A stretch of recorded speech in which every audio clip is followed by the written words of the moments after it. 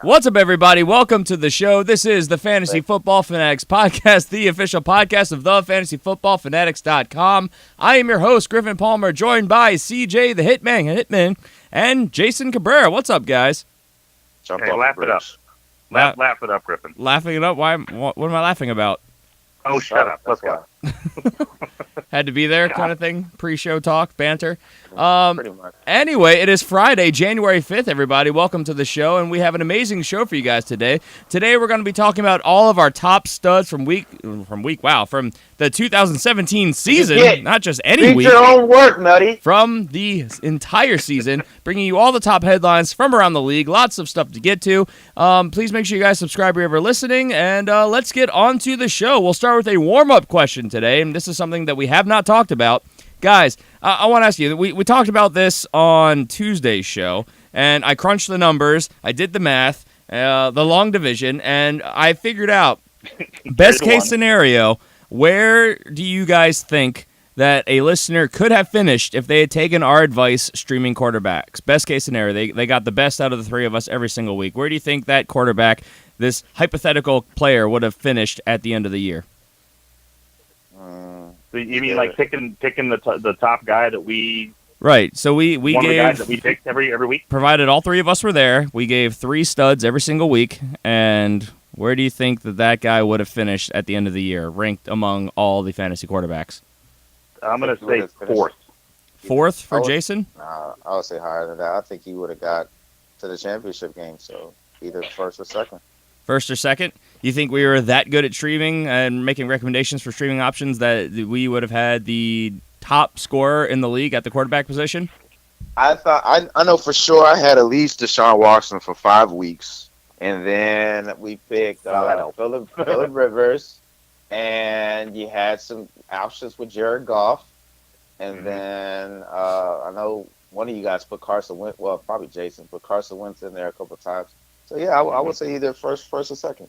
It was first place by a good margin. Oh, wow. We the player would have broken down over 16 weeks, divided by 16, so to average about 28.5 points a week, and that would have gotten you 457.5 fantasy points at the end of the year. The number one quarterback on the season, Russell Wilson, only got 415.92. So. Pretty darn good. You guys want to know the totals? Yeah, since sure. CJ's speculating I think here. So week 1 we had Tyrod, who was the number 7 finish. Derek Carr in week 2 who was the number 4 finish. In week 3 we had Deshaun Watson, who was the number 15 finish. We didn't do very good that week.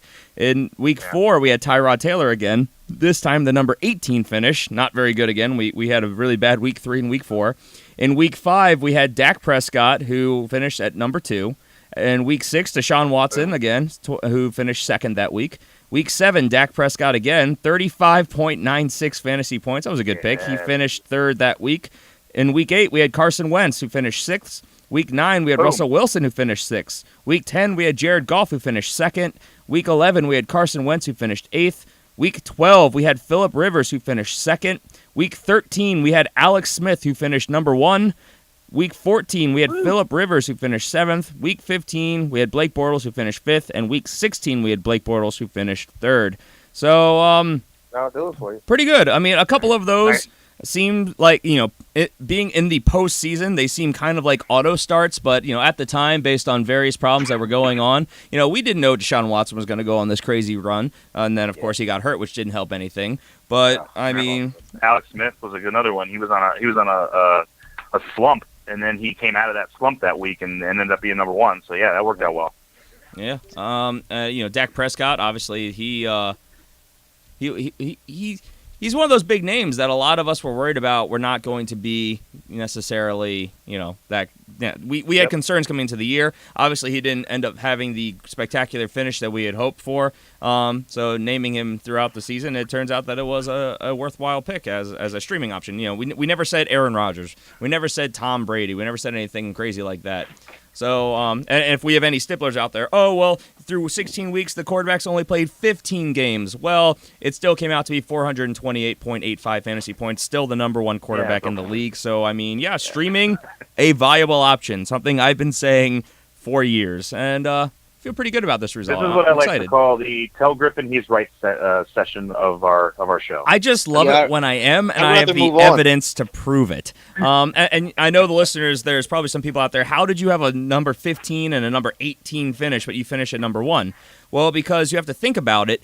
Quarterbacks are not consistent. Even your Aaron Rodgers have down weeks. And so consistently, we were in the quarterback 1 range. Most of the time, we were in a top 6 finish, and that averaged out to eventually being the top quarterback throughout the entire duration of the season. So if you play the matchups, streaming is viable. You don't need to go high and get one of those elite quarterbacks. Obviously, a lot more thought goes into this, but it's doable.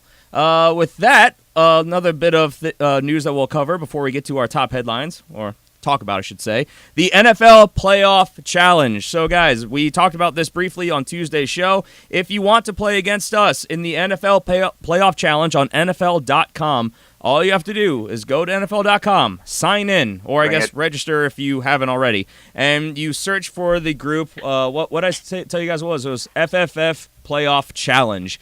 So That just is correct. look for that group. You'll find us, and this is not your typical fantasy football scenario. If you guys have never played this before, what it is, you set a lineup. You set, I think it's not looking at it, 1 quarterback, 2 running backs, 2 wide receivers, a tight end, and a defense. Do you set a kicker? I don't remember. I don't think you do. I think we do. We do set kicker. You do. Yes. you Okay, do. we do. So shows how prepared I am. Yeah, so 1 quarterback, 2 running backs, 2 wide receivers, a tight end, a kicker, and a defense. Now, you can pick any player from any team across all the playoff teams. Now, here's the thing.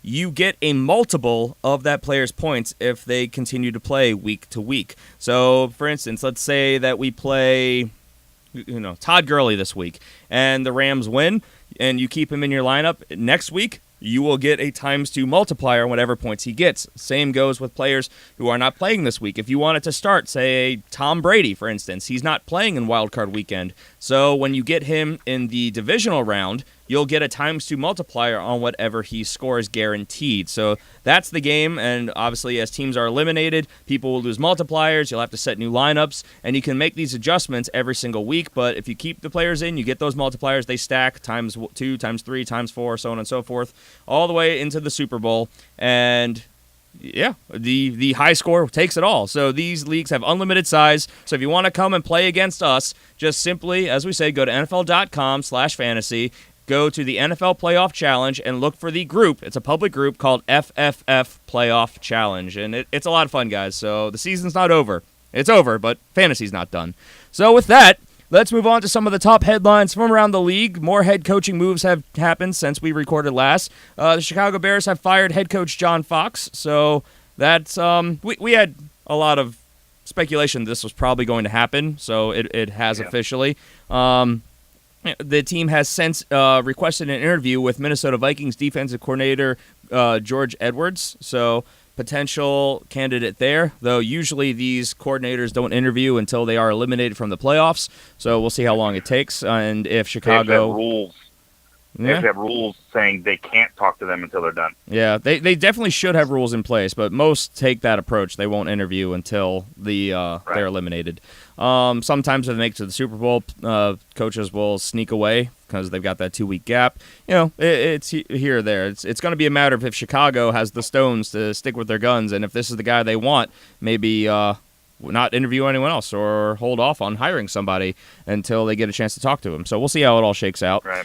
The Houston Texans have retained head coach Bill O'Brien. There was some speculation that they might part ways, but I think he actually did a phenomenal job this season with the just rash of injuries at quarterback. No joke. I thought he did a great job. I thought the offense moved. The defense did what they could at times. They were a little depleted, but I thought he did fine. I never thought he was going anywhere. Did you guys?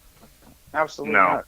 All right, so we're all in unison there. Yeah, I'm with you. I thought he did a great job when Sean Watson went down and keeping that team together, man. Oh. Even past this year, this man has gotten teams into the playoffs with crappy quarterback play. Now you got a great quarterback that's going to be the future there, and now your defense come back healthy. Why would you want to mess up a good thing? I agree. Let's see. The Tennessee Titans have retained head coach Mike Mularkey. He was another another coach that we were hearing might be on the hot seat. They've officially retained him. You think this was a bad decision? Yeah, I think it's a bad decision. This Tell team me right why. now is it's very mediocre. This offense is very mediocre. They got when it comes to the running back position with them, this whole exotic smash mouth thing is drying up to me. I mean, it's very stagnant.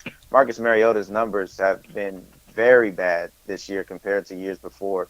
If you look back there, it looks like he has abundant of riches, and sometimes it looks like he's confused on what to do and where to get the ball to. So he looks tense. He looks locked up. These last couple of weeks, he's gotten better. I mean, especially that game that got them into the playoffs. He went out there and mossed some people. Everybody's been seeing that highlight of that stiff arm. That's the kind of guy he is. So I thought this team would go after a more offensive minded guy. That can be able to help him and advance him. But because right now, Mike Mularkey, it just feels like he's just holding his team back. To be honest. That's fair, Jason. What do you think? I think I somewhat agree with what CJ's saying. I mean, they definitely took a step in the wrong direction this year as far as Marcus Mariota goes, and I'm not as down on the running back situation in Tennessee as CJ is. Obviously, I mean, he apparently has like a hate shrine for one of those running backs, but I think they've got a couple of pretty good running backs. They're in a good situation when it comes to that. I think a couple of their rookies are going to get really good next year, and I mean they got the best rookie receiver in the class this last draft, and he did okay, and he's going to be better next year, obviously. So I say give him another year to see how this team shakes out. He could be very good, but I do agree that there was some feelings that things were kind of not moving the way they should have been. I mean, how much of that do you think was injury? I mean, they have young wide receiver there in Corey Davis. They never really got going. I agree with CJ. Marcus Mariota never really got going this year either. The offense struggled. Right. DeMarco Murray was banged up throughout most of the season. So, I mean, you could point to a lot of things. Delaney Walker's not getting any younger either. So, I don't know. I didn't expect him to go anywhere from one down season, and it's not even, that down of a season, honestly. So, but I mean, yeah, I would agree with you completely. I mean, they had an okay season, but again, there's just something there that doesn't feel right. Yeah, they got into the playoffs. So, I mean, they're playing the 4:30 game on Saturday. I mean, yeah, they limped in, but, I mean, I don't know why this was even a conversation. If you're in the wild card picture, why are there rumors? Because, they came out and said we're not getting rid of him is essentially what we're reporting here. Right. And they shouldn't. They shouldn't. I think, like I said, I think another year for him would be great to see what he can do with this offense for another year. I wouldn't expect them to have fired him. I just agree that there was some concern this year on how he coached that team. Fair enough. To me, it's just you look at this wide receiver tree that you got, man. I mean, they basically stacked down Mariota this year. I mean, you got, of course, his favorite target, Delaney Walker. You got Rashard Matthews in there. You got Eric Decker came in. You had Corey Davis that was supposed to be a thing, but then he got hurt. But you still got, especially Eric Decker, you got a veteran right there that can get open. That wasn't a thing. They were very hit and miss with that. That wasn't always consistent. You got DeMarco Murray. He will have a good game, and then he would get an off game, and then you're not really featuring both guys like that. So it was just like you got all of this talent here, and yet you're kind of mediocre as an offense to me.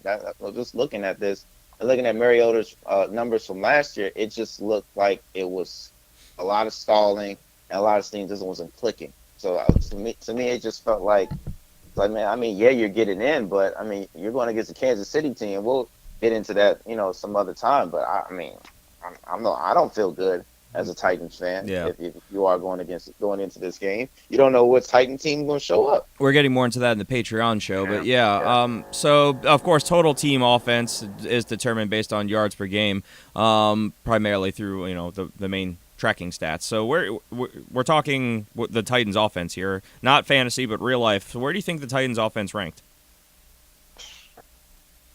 I'm gonna say 24th. Jason, do you have a guess? Dang.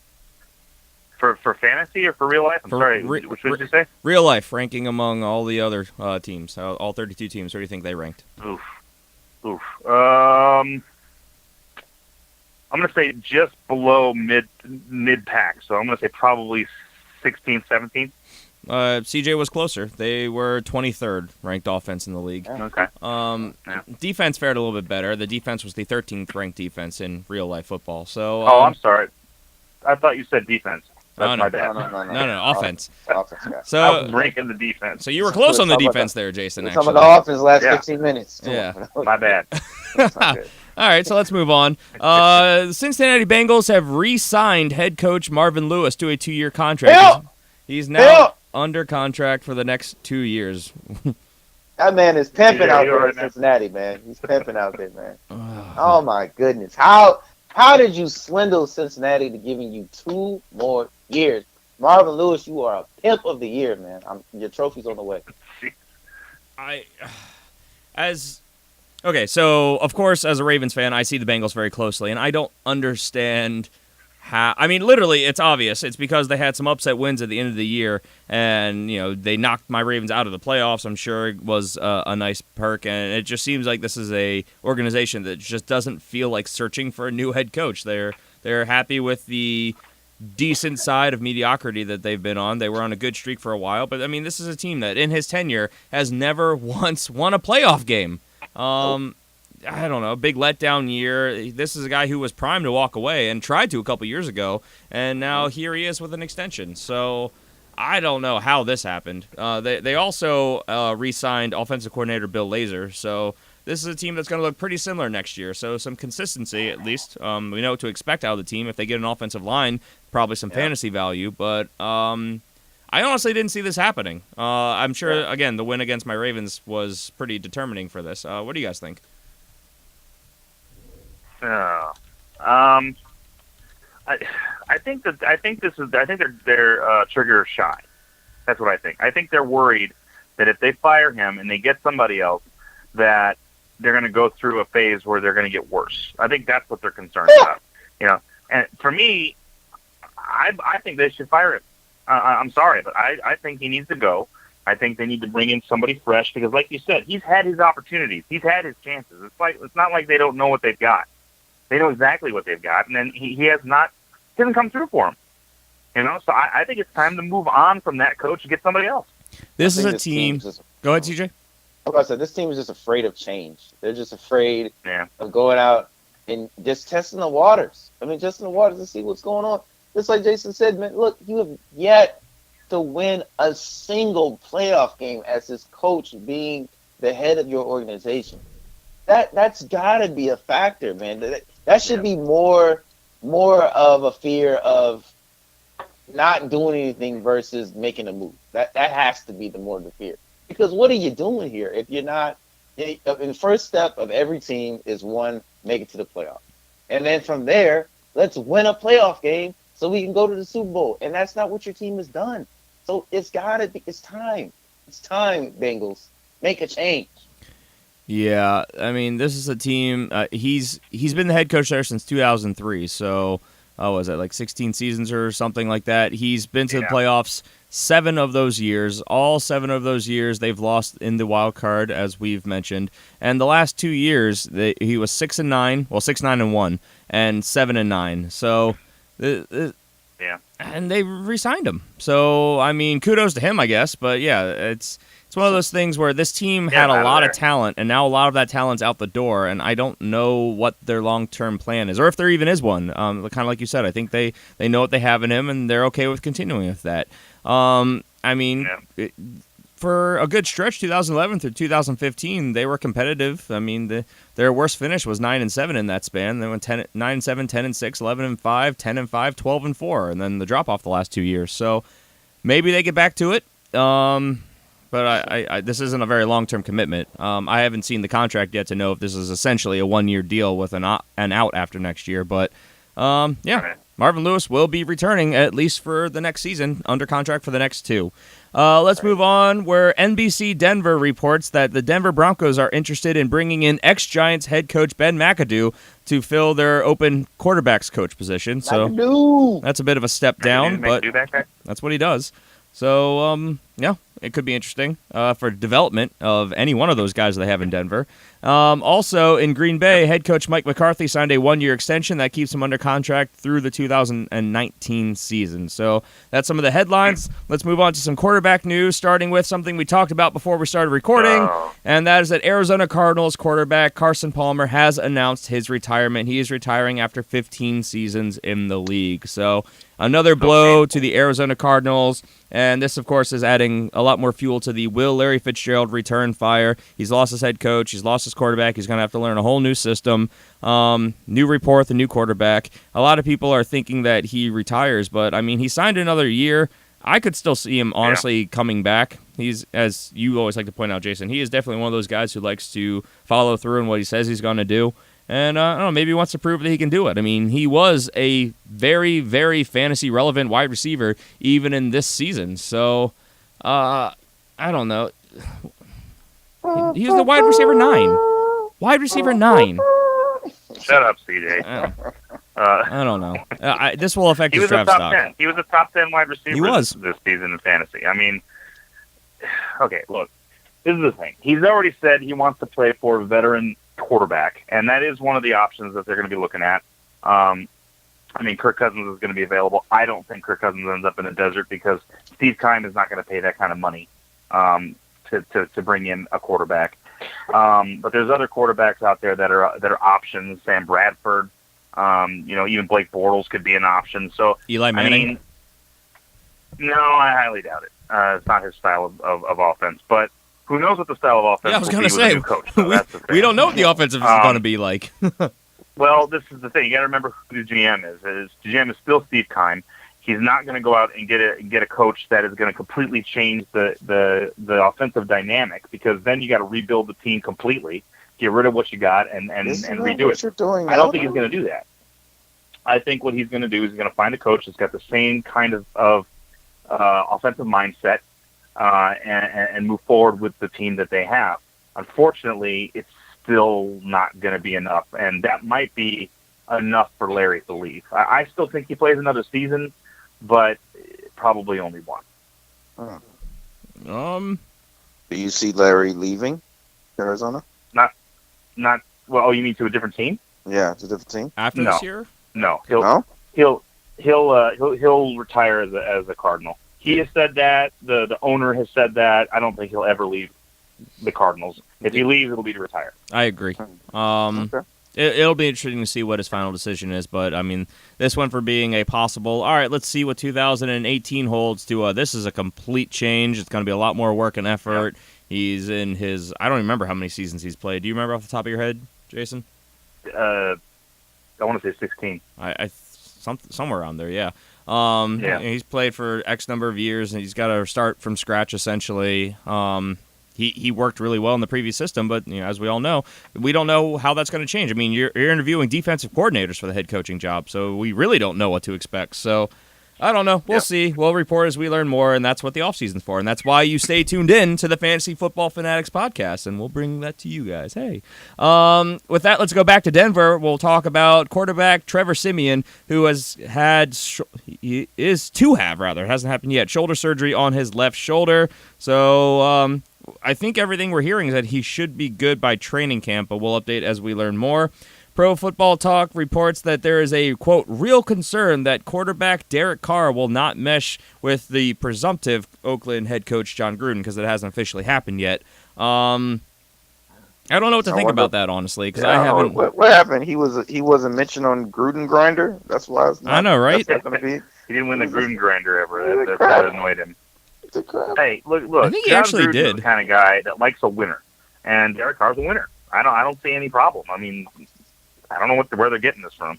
I don't know what it is. I haven't deep dived into comparing offensive schemes and all the X's and O's here, but I have to imagine Derek Carr, especially being a young enough quarterback that he is, he'll be able to pick up a new system.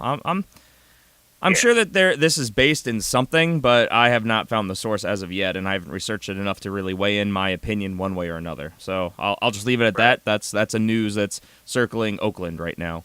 Let's go to Baltimore, where head coach John Harbaugh, in an interview on Thursday, said that the team will, quote, for sure consider drafting a quarterback in this year's draft. Hallelujah.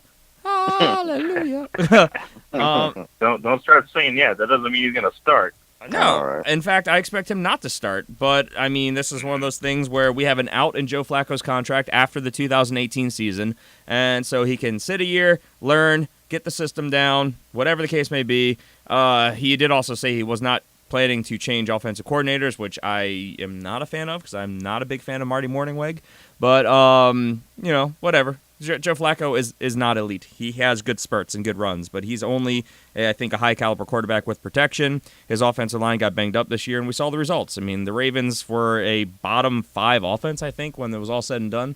Let me see. Yeah. They were a 1, 2, 3, 4, 5, bottom 6. Sorry, they were the 27th ranked offense in the league. So, Ouch. not outstanding. The only teams worse than them were the Jets, Bills, Bears, Colts, and Bengals. So, not great company based on this year's performance. So, yeah, we'll see. I'm excited because, as we've talked about many times, and we'll get into a lot more in the coming weeks and months, this is a quarterback-heavy draft, so hopefully some good young talent. And we'll wrap up in Miami, where head coach Adam Gase says that he envisions quarterback Ryan Tannehill being, quote, our starting quarterback in 2018, end quote. Yes. Who else? Jay Cutler? I mean, come on. Get Cuddy out of there. Yeah. Get Cuddy out of there. So, not surprising news. This was my assumption all along, and I believe everything. I've not heard any setbacks, so I think Ryan Tannehill is on pace to be back by training camp. So, and even I think before then with OTAs. So we'll see as we learn more, of course. And then let's head to the running back position. We'll go to Buffalo, where running back LaShawn McCoy sat out of practice yet again on Thursday. He is dealing with an ankle injury. Now, head coach Sean McDermott said that he is, quote, headed in the right direction. He's expected to be a game-time decision. So we'll see what happens there. Just some news, of course. All of this is really just news for your NFL Playoff Challenge lineups. Let's see. In Atlanta, running back Devontae Freeman is practicing on Thursday. He's been dealing with a knee injury. Good news there. And then New England Patriots running back Rex Burkhead returned to practice on Wednesday. So bad news for Deion Lewis owners who are planning on playing him, because this goes back to being probably a committee if he plays and suits up and gets a full workload. Let's see. In wide receiver news, Carolina Panthers wide receiver Devin Funchess did not practice on Thursday. And a little bit of other news. Pittsburgh Steelers inside linebacker Ryan Shazier has been reportedly beginning to regain feeling in his legs. He has had the back surgery, so that's just a good bit of news there for all football fans. It's good to hear. Yes. So with that, let's move into our topic of the day, which is our studs of the year conversation. As we had last year, we're going to run through some of the top 6 players at each position. We'll let everybody take a look at the list, get some honorable mentions. We're going to decide who we think is the stud of the year at quarterback, running back, wide receiver, tight end. Then we're going to vote on who we think our stud of the year is. We normally exclude quarterbacks, but we'll add it to the conversation. And we'll have some other fun categories to talk about. So let's start, as we do, at the quarterback position. Now, your quarterback number 1 on the season is Russell Wilson. In a standard scoring league, he put up 415.92 fantasy points. He was good for 553 completions, just under 4,000 yards, 34 touchdowns. Also added you about 600 yards on the ground and 3 more touchdowns. This is what we expected from Russell Wilson, and really a slow start, which has been the case as of late. Were you guys surprised to see Russell Wilson finish as the number 1 quarterback ahead of everyone else that we expected, honestly, to be here?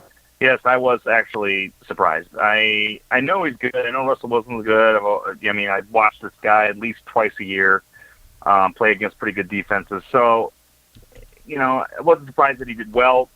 I was surprised he did as well. I mean, he's got some decent guys to throw to in a Doug Baldwin and in a Lockett and all these guys. But honestly, I didn't think he had the weapons to finish number 1. So kudos to him, I guess.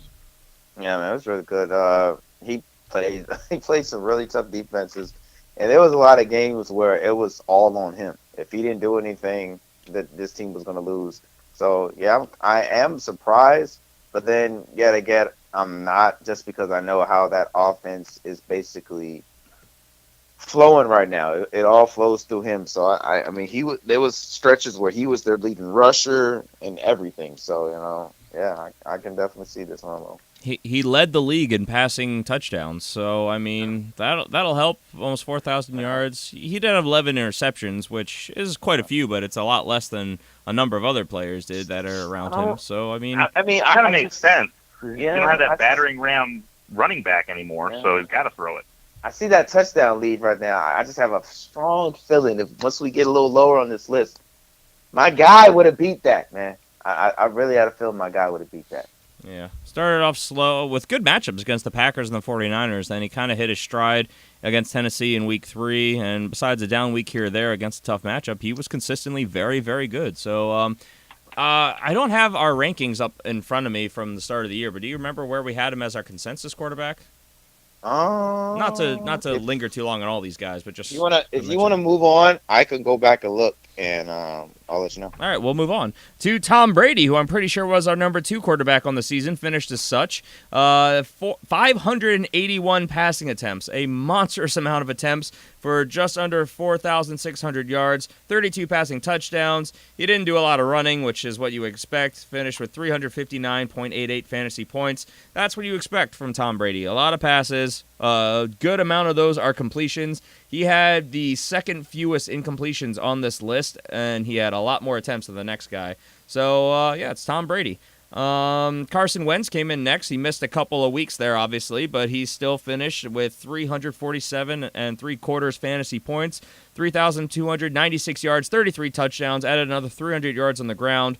That'll do it. It's those rushing yards that really make all the difference. And, people always argue, that's rushing quarterbacks should not get so many points. I hear this argument all the time. But that's the risk reward, because look at the guys who get hurt and get banged up. It's the running quarterback. So if you're going to draft a running quarterback, that's why, to me, I don't have a problem with it, because every time he runs the ball, his chances of getting hurt obviously skyrocket. So, I mean, hey, why not give him a little bit more points? I never draft these rushing quarterbacks because I'm afraid of that exact variable. But, I mean, hey, it gets results. Alex Smith came in 4th, splitting hairs here. He had 4,042 yards, 26 touchdowns. Really disappointing touchdown total, I would say, based on what we were expecting coming into the season, the way this year started. Had another 355 yards on the ground, rushed one in. He fell behind Carson Wentz by about half a point. Cam Newton, he super, super hot and cold, really inconsistent. But at the very end of the year, he started putting it together and obviously finished as our number 5 quarterback.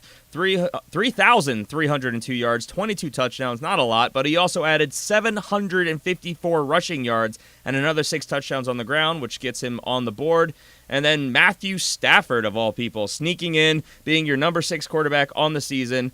4,446 yards, 29 touchdowns, and 98 yards rushing. Not a huge addition there. So, these were your... Russell, I'm going to say Russell finished 9th in our rankings. Finished 9th. He was our 9th ranked quarterback coming into the year? Yeah. All right. Well, there you go. So, we weren't exactly right, but we were close. A little low on that. Yeah, we were a little low.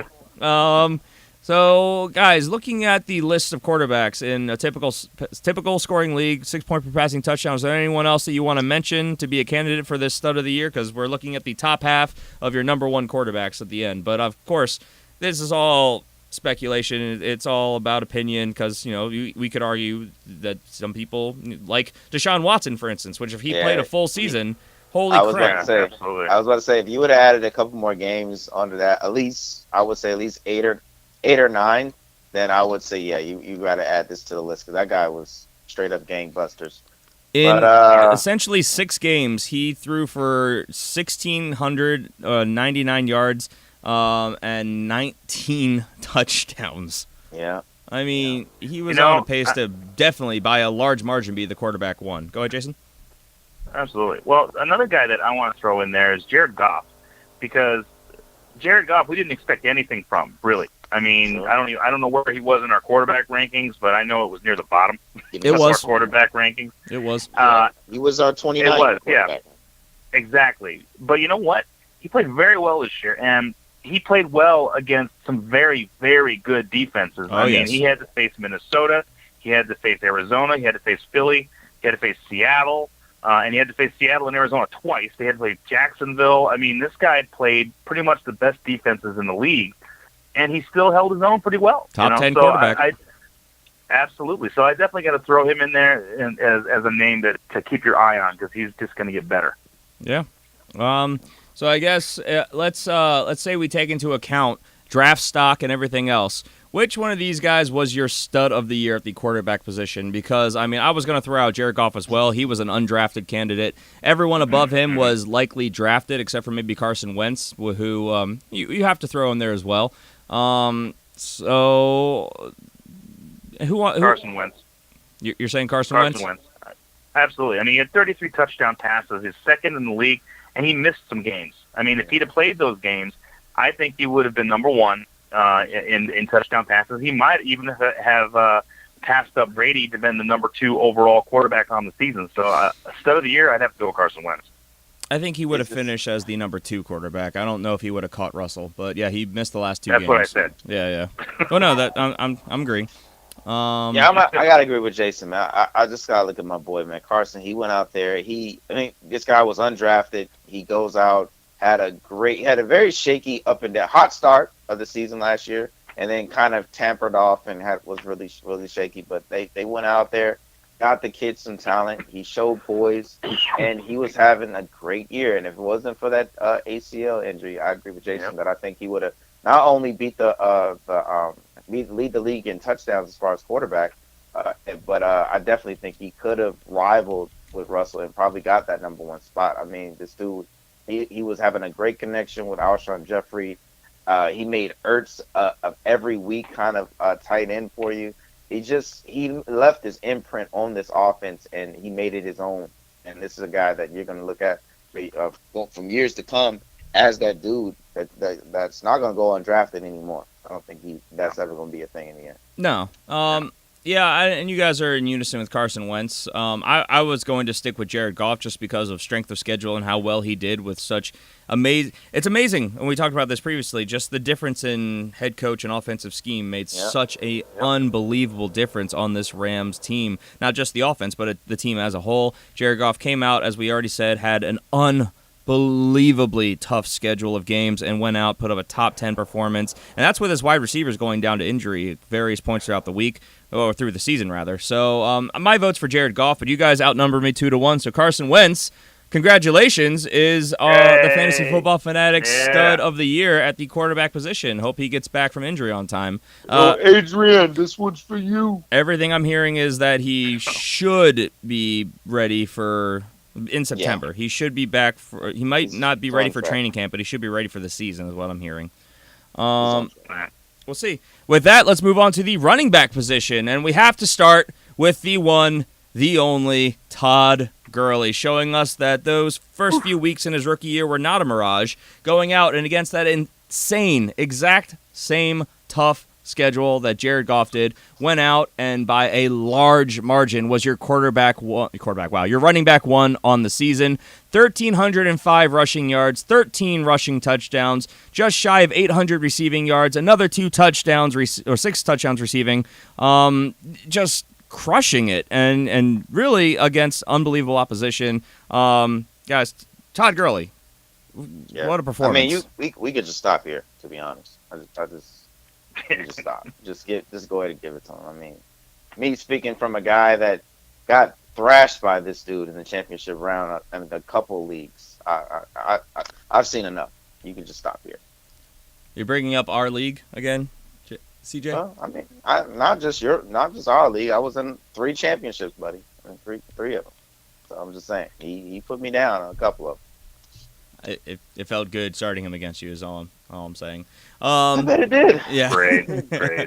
And a guy that, we were pretty we didn't really know what to think because there was so much coming into the season and so much stipulation. But, getting it done. We had him as a number 1 why do I keep saying quarterback? A number 1 running back. Sure. He finished as the number 1 running back. So, Todd Gurley, phenomenal performance. I guess we'll just say a couple honorable mentions. You have to mention Le'Veon Bell. Went out for 1,291 yards, just a few yards shy of Gurley, 9 rushing touchdowns, almost matched him in receiving yards. And really the pace was broken off by touchdown totals, but still got another 2 touchdowns receiving. So Le'Veon Bell consistently good, and he was getting an unbelievable workload early in the season too. Like we talked about this on the show, it looked like they were just trying to just run him into the ground. So I mean, hey, good fantasy production. Kareem Hunt setting the world on fire in that Week 1 performance, kind of lulled in the middle of the year there, though. He actually outdid Todd Gurley in yardage on the ground, 1,327 rushing yards, only 8 rushing touchdowns, which was the big letdown. But he also had 455 receiving yards and 3 touchdowns through the air. Alvin Kamara, awesome This is pace. my pick here. This is your my pick? here, because, I mean, because you look at how he was drafted, and I mean, he was drafted low, if he was drafted at all. And this guy came in and ended up finishing the season as one of the top running backs, as a change of pace back. That is nuts. So I got to give it to him as far as stud of the year. Because if you drafted him, you felt like a genius. I'll give you that. That's true. He averaged 6.1 yards per carry. I mean, That is ridiculous. it's insane. It's not the largest workload. It's 120 carries. He was in a committee. It was misdirection. He was even more dangerous in the passing game. He outpaced even Todd Gurley here, 826 receiving yards, 5 receiving touchdowns. I mean, the dude was on fire. So, I mean, this is something that I've already heard as an initial hot topic debate, and I'm sure it will continue going through the offseason into the draft season. But Alvin Kamara, where do you think he goes in drafts in 2018? Top of the head. We haven't even prepped for this. Oh, man. Man, he's got to be like a second or third round pick. I was going to say third round for me. See, I've heard a lot of people argue he's going to be a back of the first round pick, especially. That's too high. See, So this is the thing. It's great. It's great what he did this year, but this was the first year. Teams did not know what to expect. Nobody expected the Saints to go out and be a running back heavy team. So I don't see this being repeated. I think this is not something that we're going to see again. Mark Ingram, I think his stock goes up for sure, but I think Alvin Kamara still stays around the third round. Yeah, I mean, I've heard a lot of interesting arguments pointing out, what if Mark Ingram does end up leaving the team for whatever reason? What if he just turns out to be that option? Yeah, it's a possibility. Drew Brees is another year older. They're gonna want to pass even less with him maybe next year. Maybe Alvin Kamara is the next coming of Jamal Charles, a guy who never got a massive volume but was incredibly efficient with the touches he got. That's an argument I've been hearing left and right. I mean, it's all viable. I'll say this. If they get rid of Mark Ingram or Alvin Kamara, they are stupid, because they had 2 of the top 10 running backs in the league on the same their team this year. You do not mess with that. You leave that as it is. If they want to stay, you let them stay. You do not ship one of these guys out. Would we say that the Saints had an exotic smash mouth football approach? Moving on. Okay, I think it had more exotic than Tennessee. Absolutely. Sure. No, I'd agree with that. So yeah, Alvin Kamara, phenomenal performance in essentially half a season. When did he really get going? When did you guys get Adrian Peterson? He started getting some work while Peterson was there, but he really took off when Peterson left. And I think he left. Yeah. Peterson left in week 5 during their bye week, wasn't it? So week 6 on. So. Yeah. Massive performance. Give him another 4 weeks in there, and where does he finish? He could have. I mean, he was not that far behind Le'Veon Bell. He was only 20 points behind him, 23 points behind him. He could have gotten that in another 4 weeks. We could be talking about the running back 2 here. So, incredibly efficient. We'll see if it's sustainable, and this will be something we probably will talk about a lot in the offseason. Last couple of honorable mentions. Melvin Gordon finally stayed healthy for a full season and capped it off with a top 5 finish. 1,105 yards, 8 touchdowns, another 476 yards through the air with 4 more receiving touchdowns mixed in there, getting it done. And then Mark Ingram, the other half of that amazing New Orleans rushing attack, 1,124 rushing yards, 12 rushing touchdowns. They used them right. And then 416 yards through the air. So, guys, I ask you, or is it worth asking you, who was the MVP for fantasy running backs this season? My vote has to be Todd Gurley, especially knowing that he turned on the Jets and got it done, as CJ brought up, in the playoffs. He won when it mattered. He had an unbelievably tough schedule, and it did not faze him at all. If it was a tough rush defense, he was using the passing game, or vice versa. So I have to stick with Todd Gurley, a guy that a lot of people did not believe in coming into this year. He was a guy you were able to get late second round, early third round. In some cases, I heard him slip even further than that. So that's my vote. What about you guys? I mean, I gotta agree with you. I gotta say Todd Gurley for me too. I mean, this is like a comeback. I mean, he did play last year, but I'm talking about like as far as his actual play. I mean, this is a guy that was absolutely abysmal last year under Jeff Fisher. Man, so for him to come out, play under Sean McVay and have a season like this, and now put his name in the hat as far as MVP race, I gotta go with Todd Gurley. Yep. And Jason. Well, I mean, a strong argument could be made for both, in my opinion, for both Mark Ingram and Alvin Kamara. But I am going to agree with you guys. Todd Gurley definitely lived up to the billing. The bottom line is you have a better offense there than they have probably had in a very, very long time. They have a better coach, a better situation. That quarterback looked like he deserved his draft stock when he was drafted. Todd Gurley was the best running back in the league this year as far as production, so I'll go with him. All right. Gurley. So we are unanimous. Todd Gurley, you are the Fantasy Football Fanatics running back of the season, stud of the season. So well done. We'll have to try and get him on the show. Good. Let's go to the wide receiver position, where we start with DeAndre Hopkins, who was good for 96 receptions for 1,378 yards, 13 receiving touchdowns, good for 216.8 points in a standard scoring league, and he did it with about 1,000 quarterbacks under center, showing that just if you just throw him the ball, he'll get it done. I mean, we saw some of those highlight reel catches he made this year. So, guys, DeAndre Hopkins, what are our thoughts on him going into next season? How did he do? Do you guys think this is repeatable? What are your thoughts here? Well, I think I should go with you first because you're the one that paid for so much of them. And I knew that you were going to do that. It was good, though. It was worth the money. And if Deshaun Watson was healthy, if he was healthy, oh, my goodness, you would have been a genius. He would have stayed genius. But I think this guy, undoubtedly, he's got to go in the first round next year. I mean, because you got him paired up with Deshaun Watson. You saw the magic they were making. They gave you just a great sneak preview of what next year is going to look like with them two. I mean, that right there just gives me fantasy goosebumps. Just looking at the points that I'm going to get with those two and what they could do together and get a full season. Oh my gosh, the potential is ridiculous. Unbelievable upside there. Will Fuller, too. Yes. Oh, my gosh. So this is a guy that we all had as, well, CJ and I had as barely outside of the wide receiver ones. Jason, you're a little bit lower on him. And, that was just because the situation at quarterback. We were all concerned. This is a guy who thrived on volume and hadn't been getting as much of it as of late. And then here in 2017, he got the volume. For a while, he had phenomenal quarterback play, and even with less than outstanding quarterback play, still got the job done. He was your number one wide receiver. You could make an argument saying Antonio Brown would have been if he didn't get hurt, but either way, DeAndre Hopkins, where do you rank him among wide receivers for next year? Super early. He's made an argument for the number one wide receiver.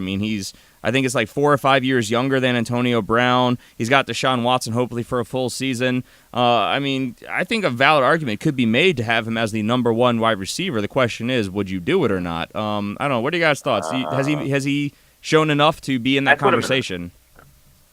You used it as this repeatable earlier, and not only is it repeatable, I think it is beatable because, like we said, Deshaun Watson was only there for a little while. And they were starting to hook up. They're going to have a whole off season again to get used to each other. And I think he's going to be even better. So I would say definitely top 5, maybe even top 3. Yeah, I could see the top 3 argument, but I'm going to say top 5. I'm going to say top 5 right now. I'm going to go a little safe side, but I can see top 3 though. I could definitely see him in my top 3.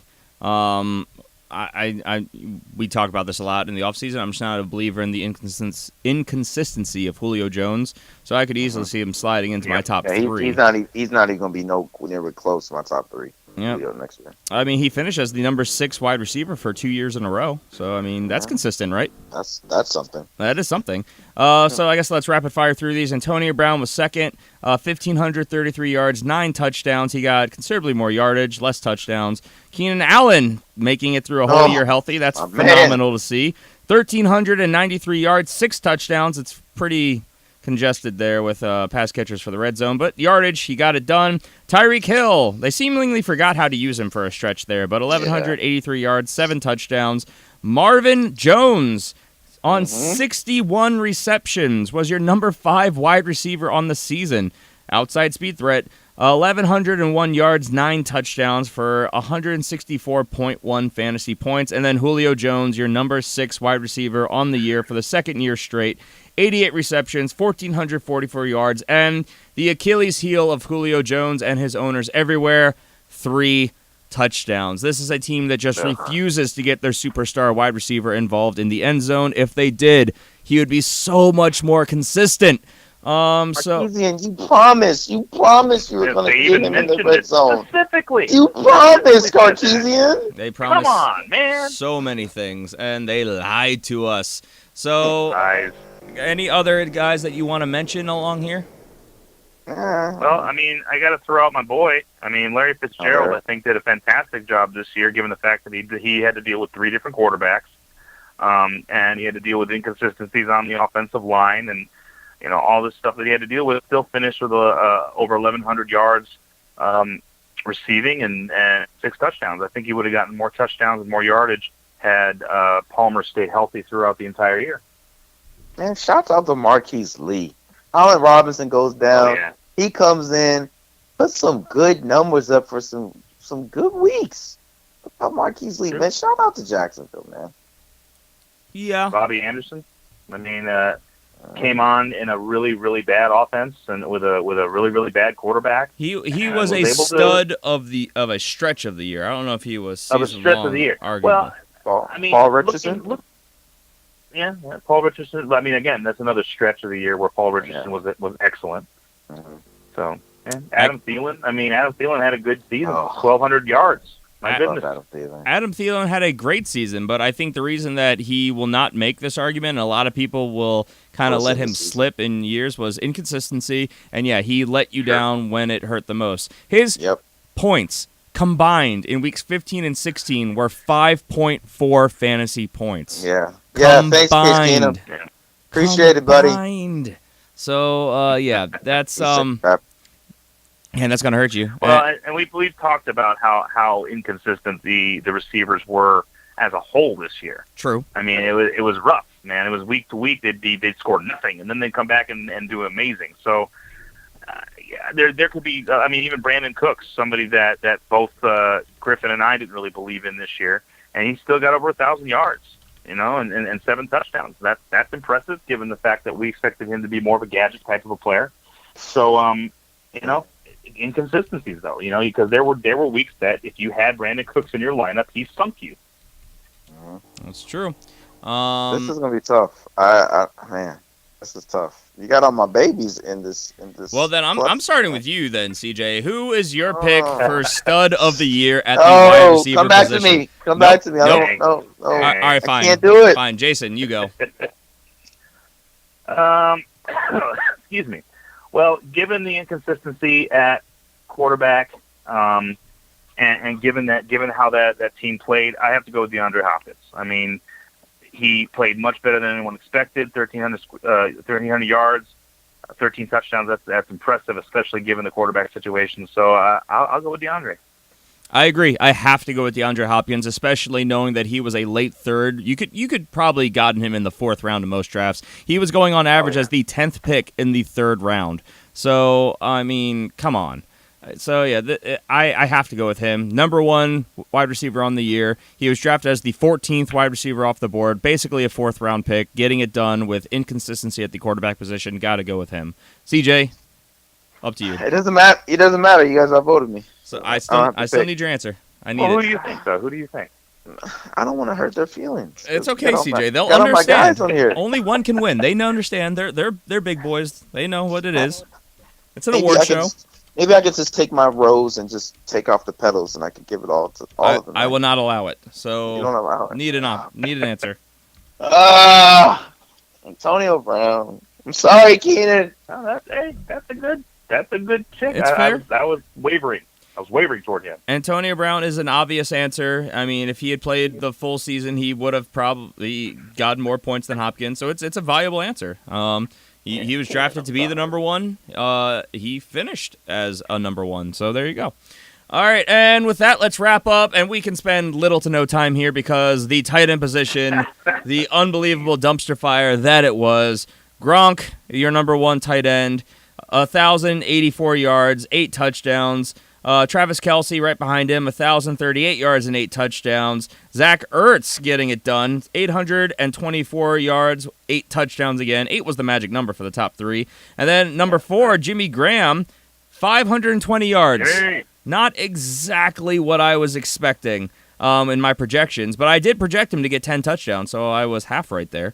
114 points. Evan Ingram, 722 yards, 6 touchdowns, and Kyle Rudolph, 523 yards and 8 touchdowns again. So, guys, any other tight ends you want to mention in here that could be a candidate for your tight end stud of the year? Can I combine the Buccaneers tight end into one? You cannot. A confusion? Because that goes against all the arguments we made going up to and through the season.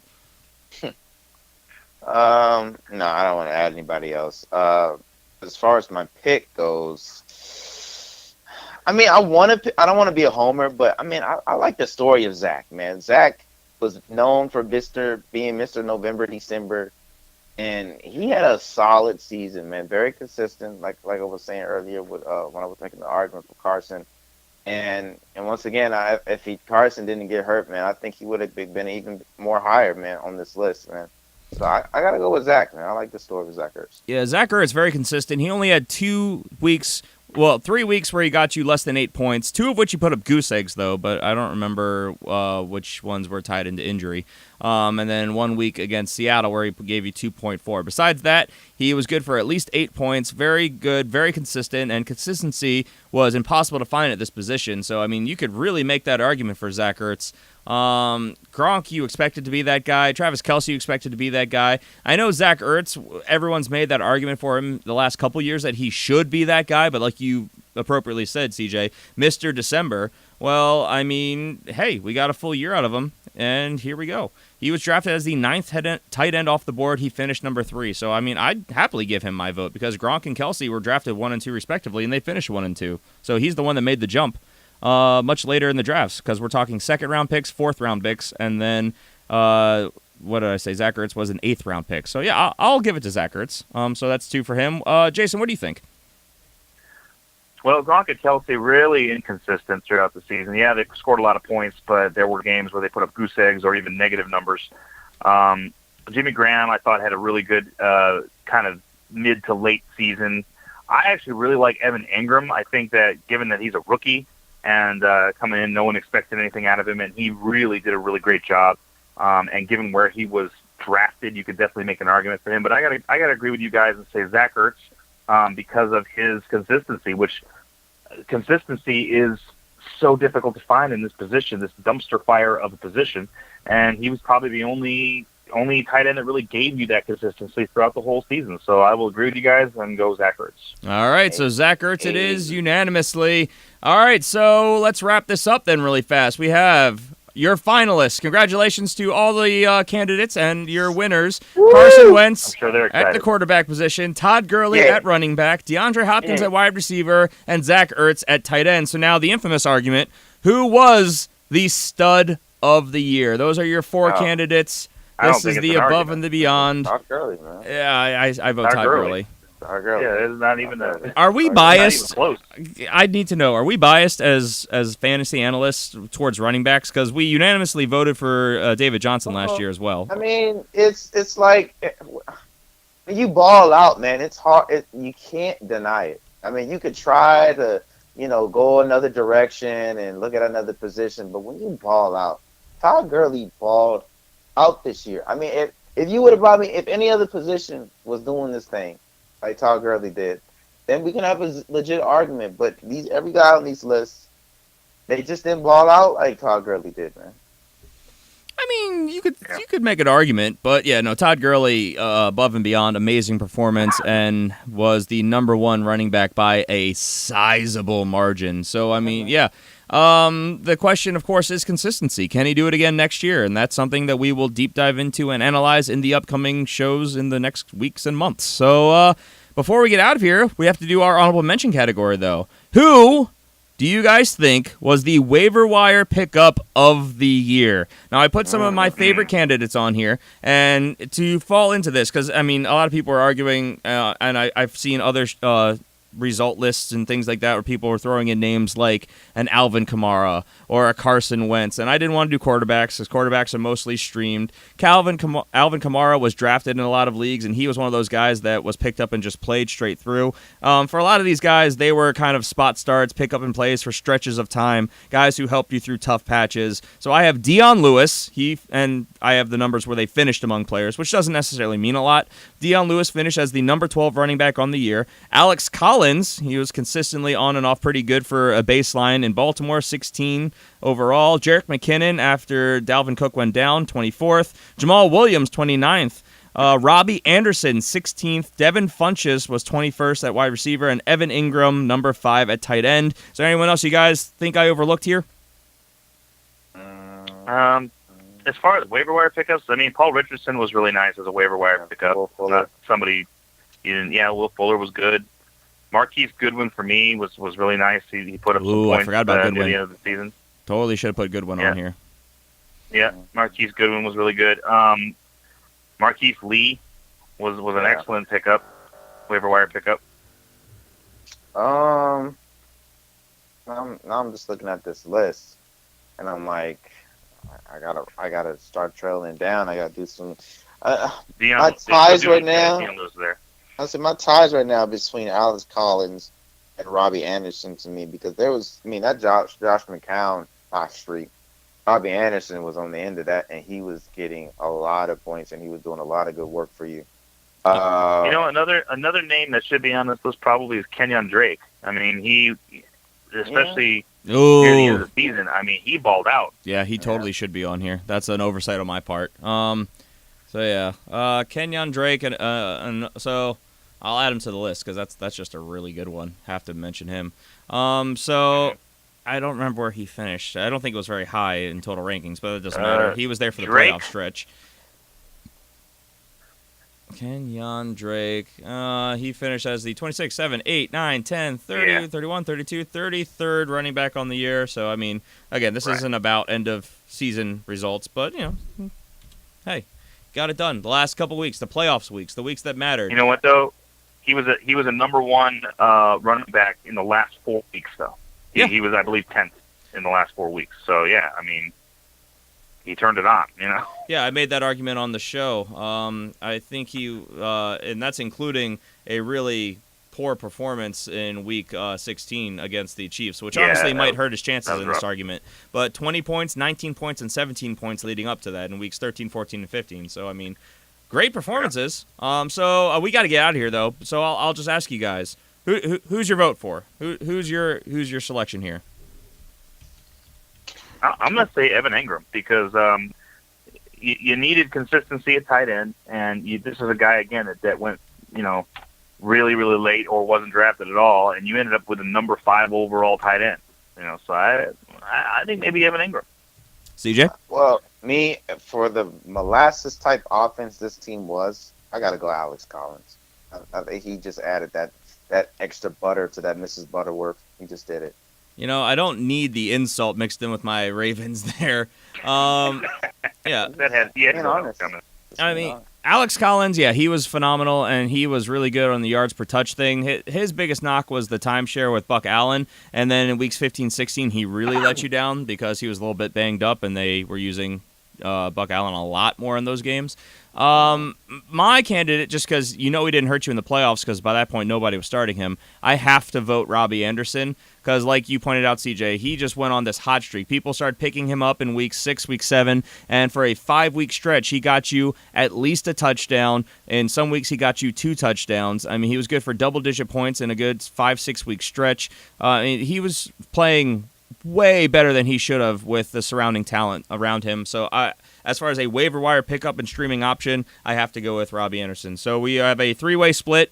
We're all leaning different directions, and that, I guess, is okay because we're out of time, so we have to get out of here. Maybe we'll pick this up on Tuesday's show. So with that, we're out. Everyone, please make sure you guys tune in on Tuesday when we're going to be talking some of our duds from the 2017 season, bringing you the NFL Playoff Challenge results as we move into the second week of the playoffs.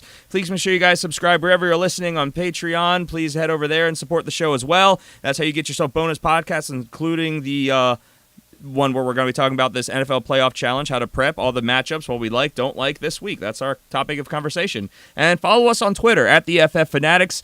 I am individually on there at G Palmer FFF. CJ is at CJ Hickman 89, and Jason is at Jason Cabrera 13. You can find us on YouTube. We're all over the place. Just give us a search. And remember, if you're going to play NFL Playoff Challenge with us, go to NFL.com/fantasy, go to the NFL Playoff Challenge option on the right side, and then search for FFF Playoff Challenge. You'll find us. Any parting thoughts, guys? Hey, spoiler for Tuesday's show. Mike Evans is your winner. Your dud of the year. Dang. We'll get there. I don't want to get into it now because we're gonna have conversations. So yeah, Probably. Jason, any thoughts? No, man. Pleasure to be here again, guys. And please tune into the Patreon show. We're gonna have some good stuff going on. All right, and so we're out of here. Everyone, take care. Have a great weekend. CJ, I raise your Mike Evans with Des Bryant, but we'll talk about it on Tuesday. All right, everybody. Bye.